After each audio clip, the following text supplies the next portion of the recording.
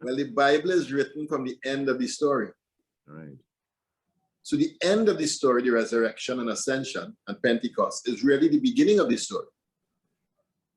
Because it is in Pentecost that the young church is launched out into mission on the one hand, but it's also because of Pentecost, the resurrection, ascension, and Pentecost, that the disciples look back at his life with brand new eyes.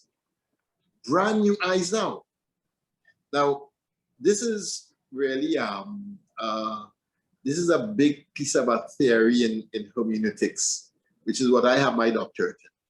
Don't ask me what it is. It's about the art of interpretation. But narrative always runs in two directions. In the chronological direction, as the narrative is unfolding. But from the end of the narrative, you start reading back the narrative from the beginning, the middle, and then again to the end. Because from the end of a good narrative, you see things that you never saw as the narrative was flowing in the direction of time. But it is at the end, you look back and you say, oh, I can't believe what I'm seeing.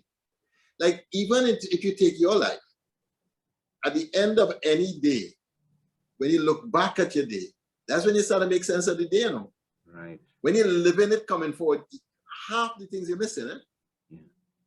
And so what we're doing is we're looking at the why is this the core? It's the core because when we look back from the perspective of the death, resurrection, ascension, and Pentecost, when we look back at the life of Jesus, we have different eyes. You can't separate the resurrection faith from the evangelist work in the Gospels.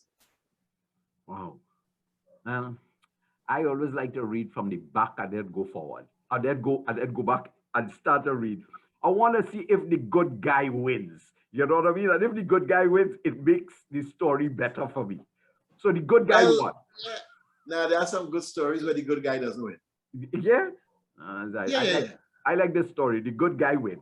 And therefore, I can you had to go and deal with the Dostoevsky or one of those guys.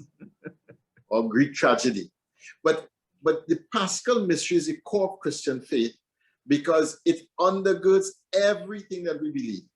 The infancy narrative would have very little meaning for us if not for the death and resurrection. And we would have never heard about it if not for the death, resurrection, ascension, and Pentecost. We'd have never heard about it.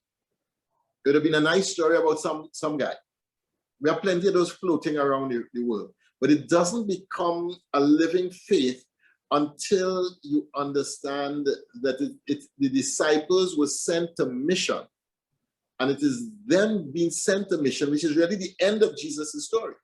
Yeah. That is actually the beginning of the story. And that's why Luke writes the Gospel of Luke, and then Acts of the Apostles. So the Gospel of Luke ends with the end of Jesus' story, but it opens with the beginning of the new story.